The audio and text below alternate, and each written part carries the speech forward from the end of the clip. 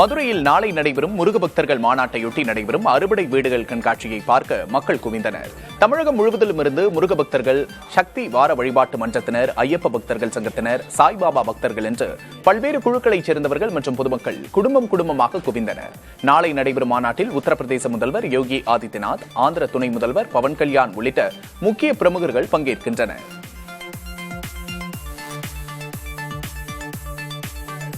முருகன் நம் கலாச்சாரத்திற்கான அடையாளம் என்று ஆளுநர் RN ரவி தெரிவித்தார்.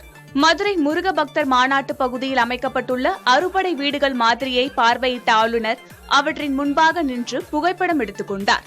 பின்னர் செய்தியாளர்களுக்கு பேட்டியளித்த அவர், முருகனின் அறுபடை வீடுகளையும் தரிசிக்க வேண்டும் என்பது தமது கனவு என தெரிவித்தார்.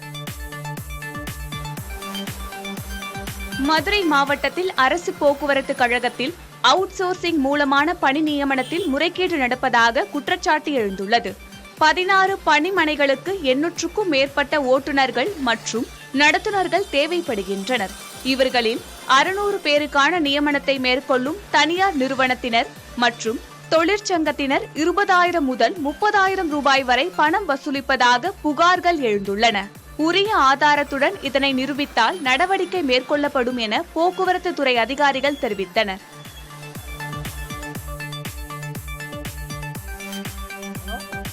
மதுரை கோரிப்பாளையத்தில் சர்வீஸ் சாலைக்காக நிலம் கையகப்படுத்திய இடங்களில் உள்ள கட்டிடங்களை அகற்றும் பணிகள் நடைபெற்றன. கோரிப்பாளையம் சந்திப்பில் 190 கோடி ரூபாய் மதிப்பில் 3.5 கிலோமீட்டர் மேம்பாலம் நெல்பேட்டை வரை அமையவுள்ளது. மேம்பாலத்தின் கீழ் அமையவுள்ள சர்வீஸ் சாலைக்காக அமெரிக்கன் கல்லூரி பகுதியில் இருந்து மாநகராட்சி கட்டிடங்கள் இடிக்கப்பட்டன.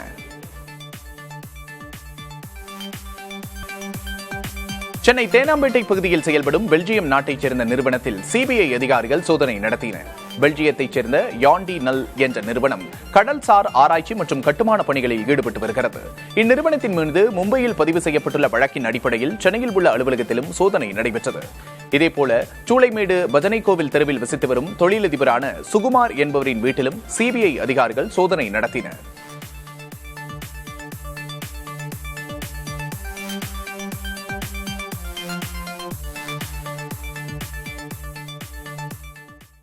சென்னையில் மெட்ரோ பணிகளால் பாதிக்கப்பட்டுள்ள மழைநீர் வடிகால்களை கணக்கெடுக்க மாநகராட்சி அலுவலர்களுக்கு உத்தரவு பிறப்பிக்கப்பட்டுள்ளது.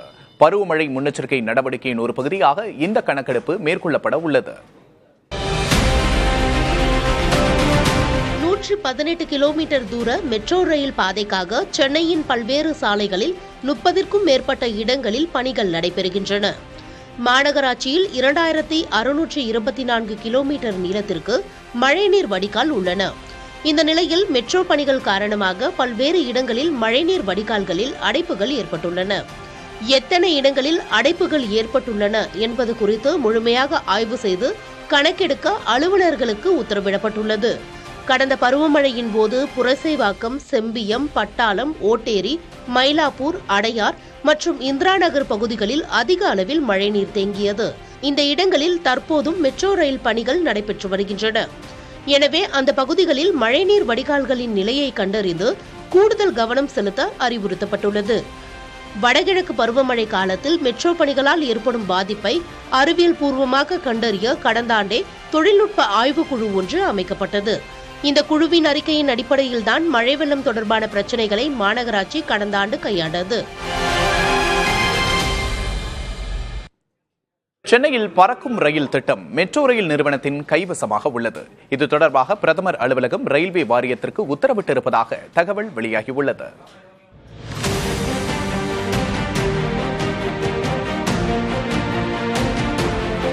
சென்னையில் பூங்கா முதல் வேளச்சேரி வரையில் 17 கிலோமீட்டர் தூரத்திற்கு இருக்கிறது பறக்கும் ரயில் சேவை. 1997ஆம் ஆண்டு முதல் இந்த சேவை பயன்பாட்டில் இருக்கிறது.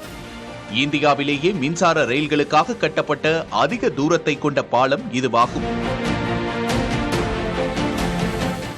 மாநகரின் மையப்பகுதியில் இருந்து தகவல் தொழில்நுட்ப நிறுவனங்கள் நிறைந்துள்ள தென் சென்னை பகுதியை இணைக்கும் வகையில் இந்த ரயில் தடம் அமைக்கப்பட்டது.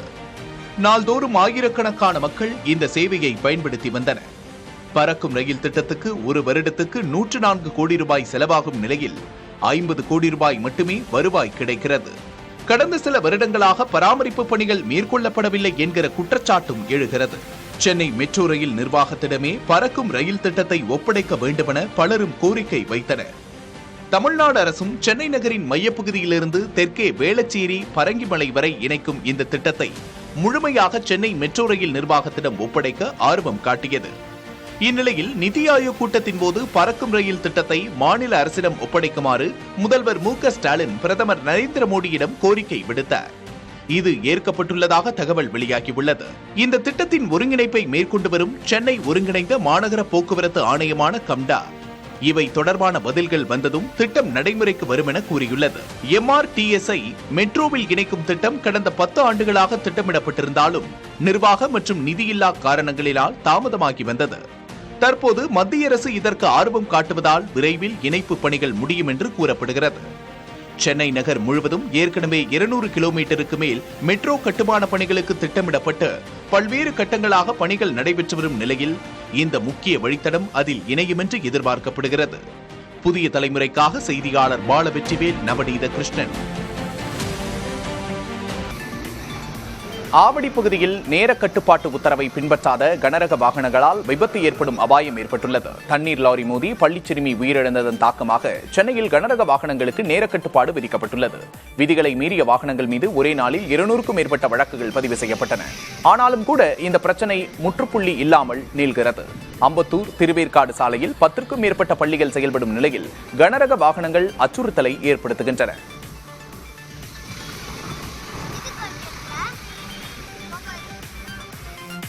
குஜராத்தில் உள்ள பள்ளிக்கு இமெயில் மூலம் வெடிகுண்டு மிரட்டல் விடுத்த பெண் சென்னையில் கைது செய்யப்பட்டார். சென்னை வந்த குஜராத் குற்றப்பிரிவைச் சேர்ந்த காவல்துறையினர் சாலிகிராமத்தில் அடுக்குமாடி குடியிருப்பில் வசித்து வந்த ரினி ஜெசில்டா என்ற பெண்ணை கைது செய்தனர். கோடம்பாக்கத்தில் வசிக்கும் அவரது தந்தை ஜோசப் வீட்டிலும் சோதனை நடத்தப்பட்டது. KK நகர் காவல் நிலையத்திற்கு அழைத்துச் செல்லப்பட்டு விசாரணை நடத்திய காவல்துறையினர் அடுத்த கட்ட சட்ட நடவடிக்கைகளுக்காக குஜராத் அழைத்துச் சென்றனர். சென்னை மடிப்பாக்கம் பகுதியில் பெண்ணிடம் அத்துமீறி நடக்க முயற்சி செய்த இளைஞர் கைது செய்யப்பட்டார். ராம்நகர் பகுதியில் வசிக்கும் கோபிநாத் என்பவர் அப்பகுதியில் இளம்பெண் ஒருவர் வீட்டிற்கு சென்று உணவு டெலிவரி செய்துள்ளார்.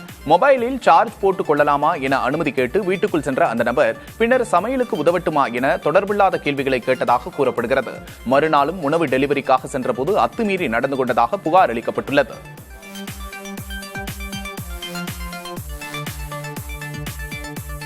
தாம்பரத்தில் மேம்பாலத்தில் இருந்து மின்கம்பம் சாய்ந்து விழுந்ததில் ஒருவரின் தலையில் பலத்த காயம் ஏற்பட்டது. GST சாலையில் உள்ள மேம்பாலத்தில் இந்த விபத்து நேரிட்டது. பலத்த காற்றின் காரணமாக மின்கம்பம் சாய்ந்து விழுந்ததில் சாலையை கடக்க முயன்ற புலிக்கொரடு பகுதியைச் சேர்ந்த சூர்யா என்ற இளைஞர் காயமடைந்தார். உடனடியாக மீட்கப்பட்ட அவர் அருகில் உள்ள தனியார் மருத்துவமனையில் அனுமதிக்கப்பட்டார். பின்னர் மேல் சிகிச்சைக்காக ராஜீவ்காந்தி அரசு மருத்துவமனைக்கு அனுப்பி வைக்கப்பட்டார். திமுக தோல்வி பயத்தில் இருப்பதால் தொகுதி சீரமைப்பு, ஹிந்தி எதிர்ப்பு, கீழடி என அனைத்து விஷயங்களிலும் அரசியல் செய்வதாக மாநில இணையமைச்சர் எல் முருகன் தெரிவித்துள்ளார். சர்வதேச யோகா தினத்தை முன்னிட்டு தாம்பரம் சானிட்டோரியத்தில் உள்ள தேசிய சித்த மருத்துவமனையில் சிறப்பு நிகழ்ச்சி நடைபெற்றது. இதில் மத்திய இணையமைச்சர் எல் முருகன் சிறப்பு விருந்தினராக கலந்து கொண்டு யோகாசனம் செய்தார். பின்னர் செய்தியாளர்களை சந்தித்த அவர் வரும் சட்டப்பேரவை தேர்தலில் திமுக தோல்வியடைவது நிச்சயம் என தெரிவித்தார். தமிழகத்தில் சட்டப்பேரவை தேர்தல் நடந்து முடியும் வரை அமித்ஷா தமிழகத்துக்கு அடிக்கடி வந்து கொண்டிருப்பார் என்று CPM மாநில செயலாளர் சண்முகம் விமர்சித்துள்ளார். மார்க்சிஸ்ட் கம்யூனிஸ்ட் கட்சியின் சார்பில் 10 நாட்களாக நடைபெற்ற பரப்புரையின் நிறைவு கூட்டம் அம்பத்தூரில் நடைபெற்றது. இதில் அக்கட்சியின் தேசிய செயலாளர் பேபி உள்ளிட்டோர் கலந்து கொண்டனர். பின்னர் செய்தியாளர்களை சந்தித்த அவர்கள் பாரதிய ஜனதா அரசியல் ஆதாயத்துக்காக மக்களை பிளவுபடுத்துவதாக குற்றம் சாட்டினர். சென்னை திருமுல்லைவாயில் பகுதியில் பட்டப்பகலில் விலை உயர்ந்த மெர்சிடிஸ் பென்ஸ் சைக்கிள் திருடப்பட்டுள்ளது. வைஷ்ணவி நகர் பகுதியில் உள்ள அடுக்குமாடி குடியிருப்பில் பட்டப்பகலில் புகுந்த நபர் ரமேஷ் என்பவரின் உயர் ரக சைக்கிளை திருடிச் சென்று விட்டார். சைக்கிள் நிறுத்தப்படுவதை நோட்டமிட்டு எந்த பதற்றமும் இல்லாமல் அவர் திருடிச் செல்வது அந்த குடியிருப்பில் பொருத்தப்பட்டிருந்த CCTV கேமராவில் பதிவாகியுள்ளது. கோவையில் போதைப்பொருள் கடத்தல் வழக்கில் பறிமுதல் செய்யப்பட்ட 1500 கிலோ கஞ்சா அழிக்கப்பட்டது. நீதிமன்ற உத்தரவின் பேரில் கோவை நீதிமன்ற ஆவண பாதுகாப்பு அறையில் வைக்கப்பட்டிருந்த கஞ்சா மூட்டைகளை காவல்துறையினர் எடுத்துச் சென்று அழித்தனர். இதுபோன்ற நடவடிக்கைகளால் டன் கணக்கில் குவியும் போதைப் பொருட்களின் இருப்பு குறையும் என்று எதிர்பார்க்கப்படுகிறது. கோவையில் அதிகாலையில் ஹார்ட்வேர் கடையில் ஏற்பட்ட தீ விபத்தால் பல லட்சம் ரூபாய் மதிப்பிலான பொருட்கள் சேதமடைந்தன. மின்கசிவு காரணமாக தீ விபத்து ஏற்பட்டதாக முதற்கட்ட தகவல்கள் தெரிவிக்கின்றன. பீளமேடு மற்றும் தெற்கு தீயணைப்பு வீரர்கள் 15 பேர் சுமார் 2 மணி நேரம் முயற்சித்து தீயை கட்டுக்குள் கொண்டு வந்தனர். திமுகவுடன் கரம் கோர்ப்பது என்று எடுத்த தீர்மானத்தில் எந்த மாற்றமும் இல்லை என்று மதிமுக பொதுச் செயலாளர் வைகோ தெரிவித்துள்ளார். கோவையில் செய்தியாளர்களுக்கு பேட்டியளித்த அவர், வேறு எந்த கட்சியுடனும் பேசுவதற்கான அவசியம் இல்லை என்றும், அப்படி பேசினாலும் அதனை ரகசியமாக பேசும் பழக்கம் தங்களுக்கு இல்லை என்றும் தெரிவித்தார். சர்வதேச யோகா தினத்தையொட்டி திருச்சியில் தேசிய மாணவர் படையினர் கலந்து கொண்ட யோகா நிகழ்ச்சி நடைபெற்றது. இந்நிகழ்ச்சியில் 500க்கும் மேற்பட்ட மாணவர்கள், ஆசிரியர்கள், அதிகாரிகள் கலந்து கொண்டு யோகா செய்தனர். உடலையும் மனதையும் புத்துணர்வு பெறச் செய்யும் யோகா கலையின் பலன்கள் குறித்து எடுத்துரைக்கப்பட்டது. திருச்சி மன்னார்புரத்தில் வரும் 30ஆம் தேதி முப்படை ஓய்வூதியதாரர்களுக்கான மாபெரும் குறைதீர்க்கும் முகாம் நடைபெறவுள்ளது. மத்திய பாதுகாப்புத்துறை அமைச்சர் ராஜ்நாத் சிங் இதில் சிறப்பு விருந்தினராக கலந்து கொள்கிறார். ஓய்வூதியதாரர்கள் வாட்ஸ்அப் மூலம் முன்பதிவு செய்து கொண்டு இம்முகாமில் பங்கேற்கலாம் என்று மாவட்ட நிர்வாகம் அறிவித்துள்ளது. இருவேறு குற்ற வழக்குகளில் தொடர்புடைய 3 குற்றவாளிகள் மீது குண்டர் தடுப்புச் சட்டத்தின் கீழ் திருச்சி மாவட்ட காவல்துறை நடவடிக்கை எடுத்துள்ளது. கொலை மற்றும் குற்ற வழக்குகளில் ஈடுபட்டு வந்த பிரபு என்ற வேலாயுதம், சின்னத்தம்பி மற்றும் ராஜேந்திரன் ஆகிய 3 மீதும் குண்டர் தடுப்புச் சட்டத்தின் கீழ் நடவடிக்கை எடுக்கப்பட்டுள்ளது. திருச்சி மாவட்ட காவல் கண்காணிப்பாளர் பரிந்துரையின் பேரில் மாவட்ட ஆட்சியர் ஆணை பிறப்பித்த நிலையில் நடவடிக்கை எடுக்கப்பட்டுள்ளது. கோடை வெப்பம் வாட்டும் நிலையில் திருச்சி ஜங்ஷன் ரயில் நிலையத்தில் பயணிகளுக்காக இலவச மோர் மற்றும் குடிநீர் விநியோகம் தொடங்கப்பட்டுள்ளது. ஒப்பந்த ஊழியர் சங்கம் நடத்தும் இந்த மையத்தில் தினமும் 1000 பேருக்கு மோர் வழங்கப்படுகிறது. திருச்சி ரயில்வே கோட்ட மேலாளர் அன்பழகன் இந்த திட்டத்தை தொடங்கி வைத்தார்.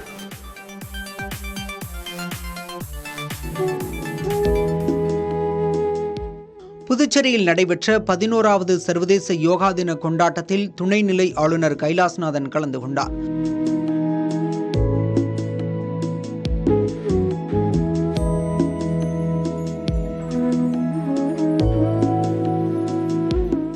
சுற்றுலாத்துறை சார்பில் கடற்கரை சாலையில் நடைபெற்ற இந்த நிகழ்வில் முதல்வர் ரங்கசாமி, சபாநாயகர், அமைச்சர்கள் ஆகியோரும் பங்கேற்றனர்.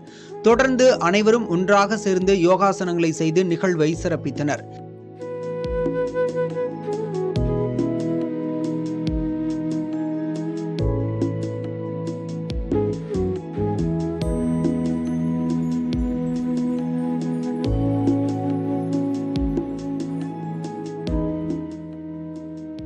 இந்த விழாவில் பொதுமக்கள், மாணவர்கள் என 3500க்கும் மேற்பட்டவர்கள் கலந்து கொண்டு பல்வேறு யோகாசனங்களை செய்தனர்.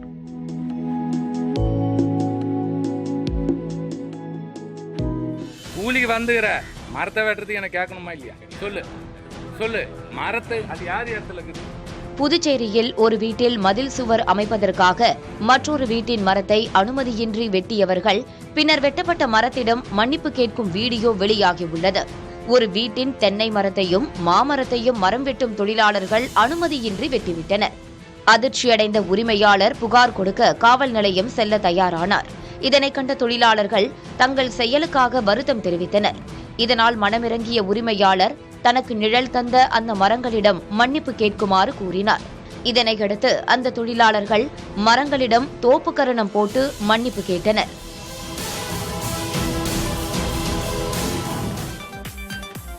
புதுச்சேரியில் பாஜக சட்டமன்ற உறுப்பினர் வெங்கடேசனின் வீட்டில் பீரோவிலிருந்து 15 பவுன் தங்க நகையை மர்ம நபர்கள் திருடிச் சென்றனர். பாஜக சட்டமன்ற உறுப்பினர் வெங்கடேசனின் வீடு நகரின் மையப்பகுதியில் உள்ளது. முதல் மாடியில் எம்எல்ஏவின் தந்தை வசிக்கும் நிலையில் அவரது அறையில் உள்ள பீரோ திறந்து கிடப்பதாக கார் டிரைவர் கூறினார். அங்கு சென்று பார்த்தபோது 15 பவுன் தங்கச்சங்கிலியை காணவில்லை. இதுகுறித்த புகாரில் வீட்டில் பணியாற்றும் 2 டிரைவர்கள் பணிப்பெண்களிடம் காவல்துறையினர் விசாரணை நடத்தி வருகிறார்கள். சென்னை மெரினா கடற்கரையில் காவலரின் மீது காரை ஏற்றுவது போல் வேகமாக ஓட்டிய விவகாரத்தில் கணவன் மனைவியை காவல் நிலையத்திற்கு அழைத்துச் சென்று காவல்துறையினர் விசாரணை மேற்கொண்டனர். அபிஷேக், நந்தினி என்ற அந்த தம்பதியருக்கு இடையே காரில் சென்றபோது வாக்குவாதம் ஏற்பட்டதாகவும், கோபத்தில் காரை வேகமாக அபிஷேக் இயக்கியதாகவும் விசாரணையில் தெரியவந்தது. காரை வேகமாக இயக்கிய போது காவலர் தடுத்து நிறுத்த முற்பட்ட நிலையில் அவரிடம் சிக்காமல் இருப்ப காரை வேகமாக இயக்கிச் சென்றதாகவும் கூறப்படுகிறது.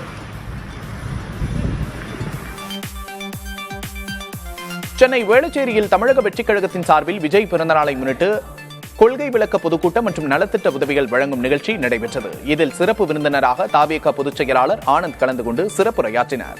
அப்போது பேசிய அவர், நான் கோவிலம்பாக்கத்தில் நடைபெற்ற கூட்டத்துக்கு சென்றவுடன் மின்சாரம் துண்டிக்கப்பட்டது. எங்களை பார்த்து திமுகவுக்கு ஏன் இந்த பயம் என கேள்வி எழுப்பினார்.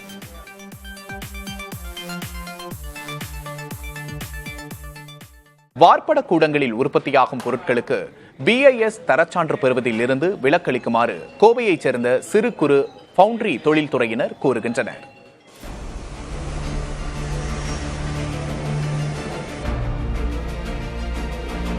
வாகனங்களின் உதிரி பாகங்கள், தொழிற்சாலைகளுக்கான இயந்திரங்கள், பம்புகள், வேளாண் கருவிகள் உட்பட அனைத்து வகையான இயந்திரம் சார்ந்த பொருட்கள் வார்ப்பட முறையில்தான் தயாராகின்றன. வார்ப்பட கூடங்களை ஃபவுண்டரி என்கிறார்கள். ஃபெரோசிலிகான், சிலிகான் மணல், ஃபெரோசிலிகான், மெக்னீசியம் உள்ளிட்டவைதான் இங்கே மூலப்பொருட்கள். இந்த ஃபவுண்டரிகளின் உற்பத்தி பொருட்களுக்கு BIS தரச்சான்று பெற வேண்டுமென மத்திய அரசு அறிவித்துள்ளது. வார்ப்படத்துக்கான உருக்கும் பணிகளுக்கு குப்ளோ ஃபர்னேஸ் என்ற பாரம்பரிய முறையை பின்பற்றுகிறார்கள். ஆனால் BIS தரச்சான்று பெற நவீன வழிமுறைகளை பின்பற்ற வேண்டியிருப்பதால் 1 கோடி ரூபாய்க்கும் அதிகமாக முதலீடு செய்யும் நிலை உருவாகி இருப்பதாக வார்ப்பட தொழில்துறையினர் வேதனை தெரிவிக்கின்றனர். இன்வெஸ்ட்மெண்ட் ரொம்ப அதிகமாகுதுங்க. அதை தவிர அதை மெயின்டைன் பண்ணுறதுக்கு ஒரு லேப் டெக்னீஷியனை போடணும்.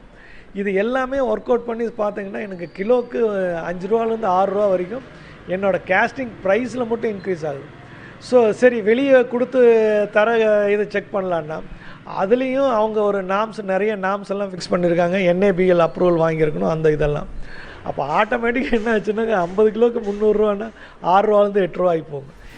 கோவையின் அடையாளமான பம்ப் செட், கிரைண்டர் தொழில்கள் சரிவை சந்திப்பதன் எதிரொலியாக தங்கள் தொழிலிலும் இறங்குமுகத்தில் இருப்பதாக ஃபவுண்டரி தொழில்துறையினர் கூறுகின்றனர். கடந்த 4 ஆண்டுகளில் கோவையில் சிறு குறு ஃபவுண்டரிகளின் எண்ணிக்கை 400 இருந்து 250 குறைந்துள்ளதாக அவர்கள் கூறுகிறார்கள்.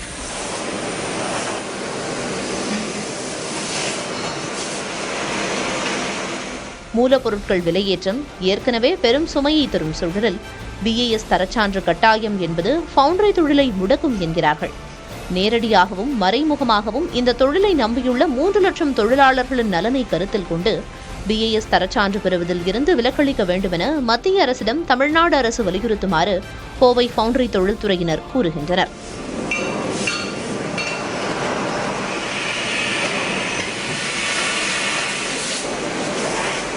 புதிய தலைமுறைக்காக ஒளிப்பதிவாளர் முத்துப்பாண்டியுடன் செய்தியாளர் ஐஸ்வர்யா.